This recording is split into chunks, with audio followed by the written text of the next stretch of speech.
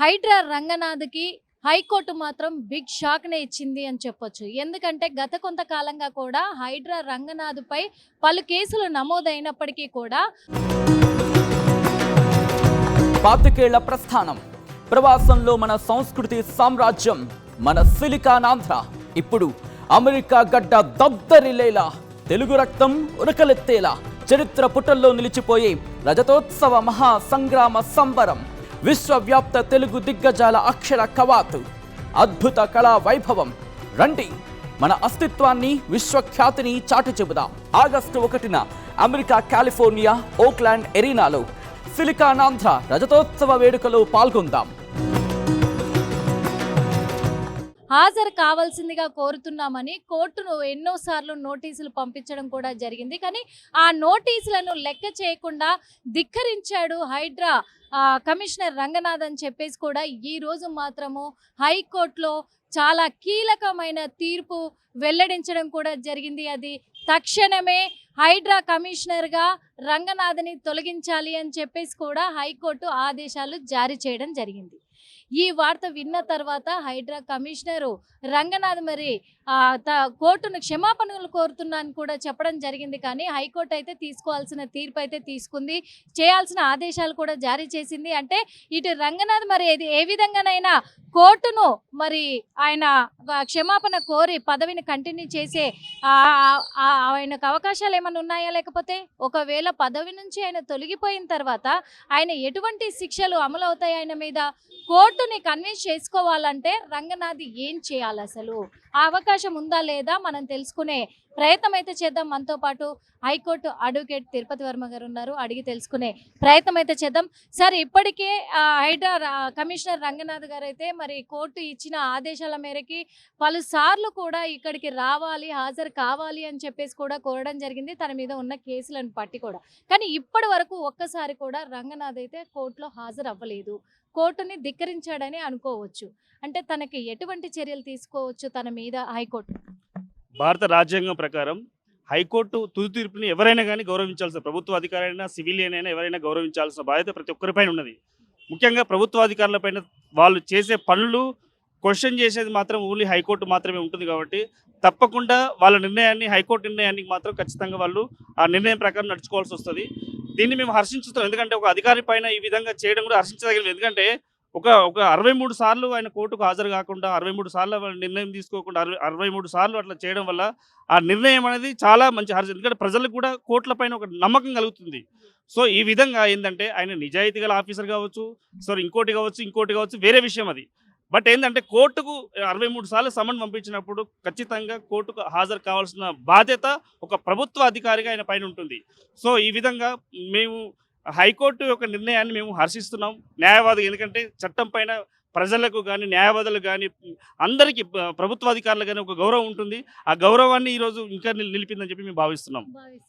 కానీ ఇక్కడ మరి హైడ్రా రంగనాథ్కి ఆయన అంటే ఇప్పుడు పదవి నుంచి తొలగించమని కోర్టు ఆదేశాలు జారీ చేసింది. కానీ కోర్టును కన్విన్స్ చేసుకోవడానికి తనకు ఛాన్సెస్ ఉన్నాయంటారా? కోర్టు ఆయన పదవి అంటే హైడ్రా కమిషనర్గా తీసేయమన్నారు. కానీ సో ఆయన ఏంటంటే తర్వాత అఫిడవిట్లో చెప్పారు, నన్ను క్షమించండి, ఎందుకంటే నా యొక్క ఇది హైడ్రా అనేది కొత్తగా ఏర్పడిన సంస్థ, ఒక ఆర్గనైజేషన్ ఇండివిజువల్గా ఇండిపెండెంట్గా ఏర్పడిన సంస్థ. ఎందుకంటే చాలా నిర్ణయాలు, ఎందుకంటే ఆయన ఇండిపెండెంట్ నిర్ణయం తీసుకొని ఒక మంచి జరగడం కోసం, కార్యక్రమం కోసం చేస్తున్న దాంట్లో కొంత సమయం వల్ల కోర్టుకు హాజరు కాగలేకపోవచ్చు. అదేంటంటే డిపెండ్ ఆన్ టైం అది.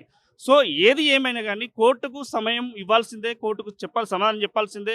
సో దీనివల్ల ఆయన యొక్క పోస్ట్ను పోలేదు, ఎందుకంటే ఆయన నుంచి చేంజ్ చేయమని, అక్కడ నుంచి చేంజ్ చేయమని చెప్పారు. సో కొత్త కమిషనర్ను అపాయింట్ చేయండి అని చెప్పి ఉత్తర్వులు జారీ చేశారని చెప్పి మేము మీడియా ద్వారానే విన్నాం మేము. సో ఇక్కడ ఏమైందంటే, సో దీని తర్వాత ఏమైందంటే అఫిడవిట్ ఇచ్చారు, నాకు క్షమించండి, ఎందుకంటే నాకు సమయం భావం వల్ల కొంత నిర్ణయం వల్ల నేను రాలేకపోయినా, సో క్షమించండి, నెక్స్ట్ టైం అట్లా జరగదని చెప్పి ఒక అఫిడవిట్ ఇవ్వడం జరిగింది. దాని తర్వాత తుది నిర్ణయం అనేది మళ్ళీ హైకోర్టు మీదనే, హైకోర్టు ధర్మాసనం పైన ఉంటుందని చెప్పి మేము భావించవచ్చు. అంటే ఏ రకంగా కూడా ఇప్పుడు హైకోర్టుని రంగనాథ్ గారు ఆయన కన్విన్స్ చేసుకోవచ్చు, ఒకవేళ సుప్రీంకోర్టుని ఏమన్నా ఆశ్రయిస్తే మళ్ళీ పదవి కంటిన్యూ అయ్యే అవకాశం? అంటే హైకోర్టులో కూడా మళ్ళీ పైన బెంచ్ ఉంటుంది. సో అక్కడ కూడా అడిగి, ఎందుకంటే అంటే ఇక్కడ ఏమైంది అంటే కాలయాపన అనేది ఆయన సమయానికి అందలేదు, సమయానికి ఆయన కోర్టుకు టైం ఇవ్వలేకపోయిండు. సో దానివల్ల ఏంటంటే కొంచెం డిలే జరిగింది, రాలేకపోయిండు. సో దానికి క్షమాపణ కోరుతూ ఒక అప్డేట్ ఇచ్చారు, నెక్స్ట్ టైం ఇట్లా జరగదు, నెక్స్ట్ టైం నేను ప్రతి నిర్ణయాన్ని మీ నిర్ణయాన్ని మేము శిరసావహిస్తామని చెప్పి ఒక అప్డేట్ ఇవ్వడం జరిగింది. సో తుది నిర్ణయం అనేది అప్పీల్ అనేది కోర్టు నిర్ణయం ప్రకారం ఉంటుంది. దీనికి సుప్రీంకోర్టు వరకు వాళ్ళకి వెళ్తారని చెప్పి నేను అనుకోవట్లేదు. ఎందుకంటే దీన్ని పూర్తి స్థాయిలో ప్రభుత్వం కూడా, గవర్నమెంట్ కూడా ఏవైతే ఉంటారో ఆ గవర్నమెంట్ కూడా ఆ యొక్క హైకోర్టు యొక్క ఉత్తర్వులను శిరసా వహించాల్సి వస్తుంది. ఎందుకంటే హైకోర్టే మాకు తుది నిర్ణయం. సో హైకోర్టు ఆదేశాలను ప్రభుత్వం కూడా తప్పనిసరిగా పాటించాల్సి వస్తుంది. అంటే ఇక్కడ ఒకసారి కాదు, 2 సార్లు కాదు, 63 సార్లు కూడా నోటీసులు ఇవ్వడం జరిగింది. ఈ 63 సార్లు కూడా తను హాజరు అవ్వకపోవడం ఒక నిర్లక్ష్యమే అని చెప్పేసి కూడా భావిస్తుంది కోర్టు అనే విధంగా కూడా ఇప్పుడు వ్యాఖ్యలు వినపడతా ఉన్నాయి. మరి ఒకవేళ ఆయన ఇప్పుడు క్షమాపణ కోరాడు కాబట్టి హైకోర్టు ఏమన్నా క్షమించే ఆ దిశగా ఏమన్నా కనిపిస్తుంది? క్షమించే అవకాశాలు ఉంటుంది. ఇట్స్ డిపెండ్ ఆన్ జడ్జి నిర్ణయం. ఎందుకంటే మనం ఆ హైకోర్టు జస్టిస్ నిర్ణయం అది, ఆ నిర్ణయం. ఎందుకంటే ఇది కొత్తగా మనం ఇంతకుముందు చెప్పినట్టే కొత్తగా ఏర్పడ్డ సంస్థ. ఆ సంస్థలో కొన్ని సమయాభావం వల్ల కొన్ని చేంజెస్ ఉండడం వల్ల హాజరు కాలేకపోవచ్చు. కానీ హాజరు కాకపోవడం అనేది తప్పే, 100% ముమ్మాటికి తప్పే. సో దీని ఏంటంటే నేను హాజరు కాలేకపోయినా, సో దీనివల్ల నా తప్పిదం జరిగిందని చెప్పి ఆయన ఒప్పుకున్నారు కాబట్టి దాని నిర్ణయం కూడా ధర్మాసనమే ఆలోచిస్తారని చెప్పి మేము భావించవచ్చు. అవకాశం ఉంటుంది. సస్పెండ్ అనేది కాదు, సస్పెండ్ ఇక్కడ ఇవ్వలేదు. మీరు కమిషనర్ చేంజ్ చేయమని చెప్పి యాజ్ పర్ మేము సోషల్ మీడియా ద్వారా విన్నాం, చేంజ్ చేయమని చెప్పారు. సో దాని తర్వాత ఏమైంది అంటే అఫిడవిట్ వేసారు, నేను నెక్స్ట్ టైం ఇట్లా జరగనియను. సో సమయాభావం వల్ల మాకు కొత్తగా ఏర్పడ్డ సంస్థ కాబట్టి, ఆర్గనైజేషన్ ఇండిపెండెంట్ ఆర్గనైజేషన్ కాబట్టి కొంత మాకు సమయం ఇవ్వండి అని చెప్పి సమయాన్ని కోరిండు. ఆ సమయం ప్రకారం వాళ్ళకు ఆ సమయం ఇచ్చే అవకాశం ఉంది. ధర్మాసనం కూడా ఆలోచిస్తారు. ఎందుకంటే పని ఒత్తిడి వల్ల దీనికి ఏమైనా నష్టం అవి జరిగితే దానివల్ల కూడా కోర్టు నిర్ణయించే అవకాశం ఉంటుంది. తుది నిర్ణయం కోర్టే కాబట్టి ఒకవేళ ఈయన కోరిన క్షమాపణని కోర్టు దృష్టిలోకి తీసుకొని ఒకవేళ దాన్ని కన్సిడర్ చెయ్యకపోతే, పదవి నుంచి తొలగిస్తే హైడ్రా కమిషనర్ రంగనాథ్ గారికి ఆయనకు ఏ సెక్షన్ల ప్రకారం ఎటువంటి చర్యలు తీసుకునేవారు? చర్యలు అనేది కోర్టు నిర్ణయమే తీసుకుంటుంది. ఎందుకంటే ఇక్కడ చర్యల గురించి ఏం మాట్లాడలేదు. కమిషనర్ మాత్రం చేంజ్ చేయండి. సో కమిషనర్ పోతే ఇంకో కమిషనర్ వస్తారు. సో ఈ కమిషనర్, ఎందుకంటే ఇది ప్రభుత్వ నిర్ణయం, ప్రభుత్వానికి ఒక ఆదేశాన్ని ఇచ్చారు. ఎందుకంటే ప్రభుత్వ పెద్దలకు ఆదేశాలు ఇచ్చారు కాబట్టి ఆ ఆదేశానుసారం ఇతన్ని చేంజ్ చేసే అవకాశం ఉంటుంది. సో కమిషనర్ వస్తారు, యథావిధిగా హైడ్రా పనులు జరుగుతాయి. సో హైడ్రా అనేది డెఫినెట్లీ ఉంటుంది. హైడ్రా కమిషనర్ మాత్రం చేంజ్, ఎందుకంటే కమిషనర్ పదవి అనేది అది ఎల్లకాలం ఉండేది కాదు, అది ఒక టర్ము. సో ఆ టర్మ్ లోపల ఈ టర్మ్ ఆల్రెడీ 3-4 years అవుతుంది. సో దానివల్ల కూడా ఏమైనా పని ఒత్తిడి ఉండొచ్చు, దానివల్ల కూడా ఏమైనా జరగవచ్చు. సో డెఫినెట్లీ వాళ్ళు ఏంటంటే ప్రభుత్వ నిర్ణయం అనేది హైకోర్టు నిర్ణయాన్ని ఖచ్చితంగా పాటించాల్సి వస్తుంది. ఖచ్చితంగా పాటించాల్సి వస్తుంది. సార్ మీరు చెప్పండి, ఎందుకంటే హైడ్రా రంగనాథ్ గారు ఇప్పుడైతే పదవి నుంచి తొలగించాలి హైడ్రా కమిషనర్గా అని చెప్పేసి హైకోర్టు నిర్ణయం తీసుకుంది. ఖచ్చితంగా కూడా ఈ నిర్ణయం అమలైతే కనుక ఒకవేళ హైడ్రా రంగనాథ్ గారికి తన మీద ఏ కేసులు అయితే నమోదయ్యాయో ఆ కేసుల ప్రకారంగా తనకు శిక్ష పడే అవకాశం లేదండి. యాక్చువల్లీ ఏంటంటే ఇక్కడ మీరు ఏంటంటే ఏదైతే ఇన్సిడెంట్స్ గురించి మాట్లాడుతున్నారో వారిని తప్పించడానికే కానీ వారి మీద యాక్షన్ తీసుకోవడానికి హైకోర్టు ఇంతవరకు ఏ నిర్ణయం తీసుకోలేదండి. అట్లా జ్యుడిషియర్ని బ్లేమ్ చేయడానికి లేదు. వాళ్ళు ఏంటంటే వారి ప్లేస్లో ఇంకోవారు అపాయింట్ అయ్యే అవకాశం ఉంది తప్పిస్తే ఇంకొక ఇన్సిడెంట్ జరగడానికి లేదు. వాళ్ళు ఆల్రెడీ అఫిడవిట్ సబ్మిట్ చేసారు, మా వల్ల కొద్దిగా డిలే అయిందని. ఇట్ విల్ టేకింగ్ ఏదైతే యాక్షన్ తీసుకోవాలో హైకోర్టు కెన్ టేకింగ్.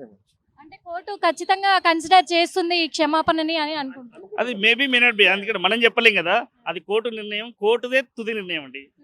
ఓకే చూసాం కదా, ఎందుకంటే హైకోర్టుకి రంగనాథ్ మరి క్షమాపణ కూడా కోరాడు, మా వల్ల డిలే అయ్యింది, నెక్స్ట్ టైం అలా కాకుండా చూసుకుంటాము అని చెప్పేసి కూడా రంగనాథ్ కోర్టుకి క్షమాపణ కోరడం జరిగింది. కాబట్టి హైకోర్టు ఇది కూడా దృష్టిలోకి తీసుకునే అవకాశాలు ఉన్నాయి. ఖచ్చితంగా నెక్స్ట్ టైము వాళ్ళు ఖచ్చితంగా కోర్టులో హాజరయ్యారు అని అంటే కనుక ఆ ఛాన్స్ ఇవ్వచ్చు మేబీ హైకోర్టు అనేది కూడా ఉంది. నెక్స్ట్ ఇంకొక అవకాశం కూడా ఇచ్చే అవకాశాలు కనిపిస్తూ ఉన్నాయి.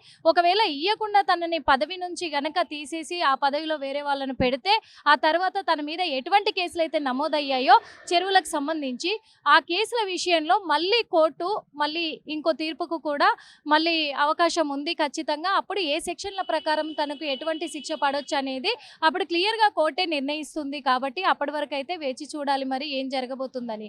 ఎందుకంటే మన నాంపల్లి కోర్టును హైడ్రా కమిషనర్ రంగనాథ్ గారు క్షమాపణ అడిగాడు కాబట్టి హైకోర్టు కూడా ఏమన్నా క్షమా గుణంతో కూడా అతన్ని మళ్ళీ ఒక అవకాశం ఇవ్వచ్చు అనేది ఒక ఒక చిన్న ఆశ అయితే ఉంది ఆయనకి అనేది తెలుస్తుంది. కానీ హైకోర్టుకు ఒక్కసారి కాదు, 2 సార్లు కాదు, 63 సార్లు ఆయన నిర్లక్ష్యం చేశాడు, ధిక్కరించాడు హైకోర్టు నిర్ణయాన్ని, హైకోర్టు పిలుపుని. కాబట్టి మరి హైకోర్టు కూడా ఇది కూడా దృష్టిలో పెట్టుకొని పదవి నుంచి తనను తొలగించొచ్చు.